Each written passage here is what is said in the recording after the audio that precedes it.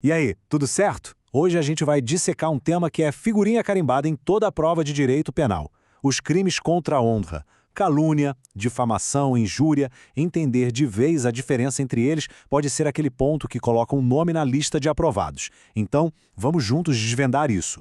Pra gente já começar aquecendo, se liga nessa situação, que é a cara de uma questão de concurso. Imagina a cena. No meio de uma discussão, uma pessoa vira pra outra e solta "seu ladrão". E aí, o que a gente marca na prova?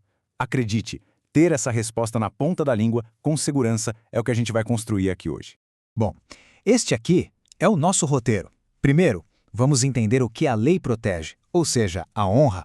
Depois, o prato principal, um método infalível para diferenciar os 3 crimes. Na sequência, a gente analisa a famosa exceção da verdade, os agravantes e, no final, aquele resumo para fixar tudo e gabaritar na prova. Vamos nessa?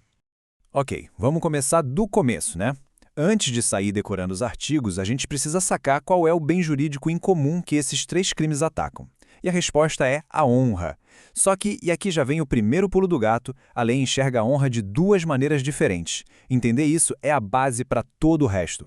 E a grande sacada está justamente aqui. De um lado, a gente tem a honra objetiva. Pensa nela como a nossa fama na praça, a nossa reputação, é o que as outras pessoas pensam sobre nós. É essa honra que a calúnia e a difamação ferem. Do outro lado, tem a honra subjetiva. Essa é interna, é a nossa autoestima, o valor que a gente dá para si mesmo. E quem ataca essa honra? A injúria. Grava isso. Objetiva é reputação, subjetiva é autoestima. Agora sim, vamos para o coração da nossa análise. Chegou a hora de montar uma ferramenta lógica para nunca mais ter dúvida na hora de diferenciar esses crimes. Vamos esquecer o decoreba e aprender um método que funciona.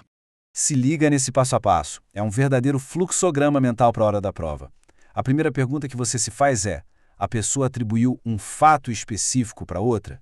Se a resposta for não, se foi só um xingamento, uma ofensa genérica, pronto, já matou a questão. É injúria. Simples assim. Agora, se a resposta for sim, a pessoa atribuiu um fato. Aí vem a segunda pergunta: esse fato que ela contou é um crime? Se for, bum, é calúnia. E se o fato não for crime, mas for algo que queima o filme, que mancha a reputação, aí o que sobra é a difamação. É um filtro que não tem erro. Então, detalhando a calúnia, o artigo 138 é claro. O DNA desse crime tem 2 elementos obrigatórios. Primeiro, imputar um fato. E segundo, esse fato precisa ser falso e, ao mesmo tempo, ser definido como crime pela lei. Não basta um xingamento, tem que ser uma acusação concreta. Olha esse exemplo como fica claro. Dizer que a Joana desviou dinheiro da empresa não é um xingamento. É a narração de um fato concreto, uma conduta. E essa conduta no Código Penal se chama apropriação indébita. Se essa acusação for mentirosa, quem espalhou cometeu o crime de calúnia. E atenção para 2 detalhes que as bancas amam cobrar. Primeiro, não é só quem inventa a mentira que responde pelo crime. Quem repassa a fofoca, quem propaga a calúnia sabendo que ela é falsa, também entra na dança. E segundo, um ponto que sempre cai: a lei protege a memória de quem já faleceu. Portanto, sim, é totalmente possível cometer calúnia contra os mortos. Agora, vamos para a difamação. A lógica começa parecida. Também se atribui um fato. Mas aqui está a grande diferença. Esse fato não é um crime. É só um fato ofensivo, algo que prejudica a reputação da pessoa. E um detalhe crucial: na difamação, o fato pode até ser verdadeiro. Espalhar uma verdade que mancha a imagem de alguém pode ser crime. O exemplo aqui é perfeito.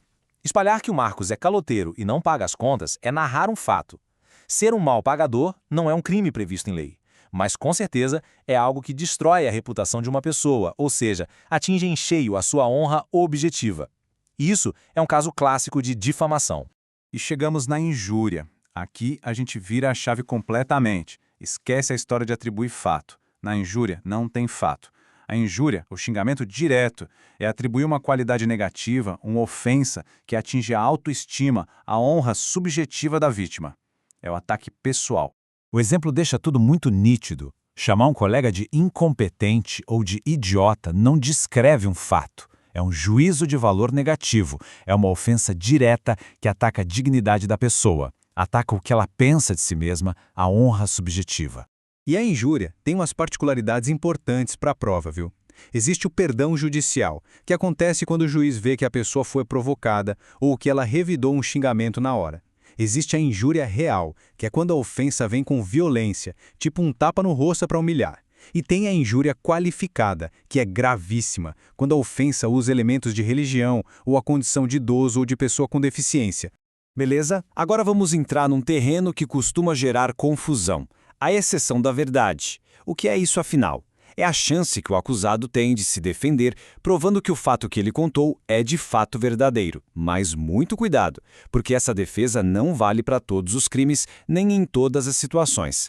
Essa tabela resume tudo de um jeito bem visual. Vamos lá. Na injúria, como não tem imputação de fato, nem faz sentido falar em provar a verdade, então não se aplica. Na difamação, a regra é que não cabe. A única exceção que as bancas adoram é se o ofendido for funcionário público e a ofensa tiver a ver com a função dele. Já na calúnia, a regra se inverte. Em geral, é permitida.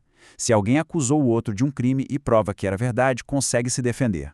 Mas claro, como no direito tudo tem exceção, a gente precisa ficar de olho nas pegadinhas. Mesmo na calúnia, onde a regra é poder provar a verdade, existem situações em que essa defesa é proibida. Por exemplo, se o crime imputado for de ação penal privada e a vítima ainda não foi condenada, não pode. Se a calúnia for contra o presidente da República, também não pode. É preciso ter muita atenção com esses detalhes. Estamos quase na reta final da parte mais técnica. Agora, vamos ver rapidinho o que pode fazer a pena desses crimes aumentar ou, pelo contrário, o que pode até fazer com que a ofensa não seja considerada um crime. O ponto mais importante e mais atual aqui, sem dúvida, é o primeiro. Cometer calúnia, difamação ou injúria na internet em redes sociais faz a pena ser aplicada em triplo. Isso mesmo, multiplicada por 3. O legislador pegou pesado por causa do poder de disseminação da internet. A pena também aumenta se o crime for contra autoridades públicas por causa da função ou se for na frente de um monte de gente. Por outro lado, existem contextos em que a lei dá uma espécie de salvo-conduto. Por exemplo, a ofensa que um advogado faz no calor do debate dentro de um processo não é crime. A opinião dura de um crítico de arte sobre um livro também não.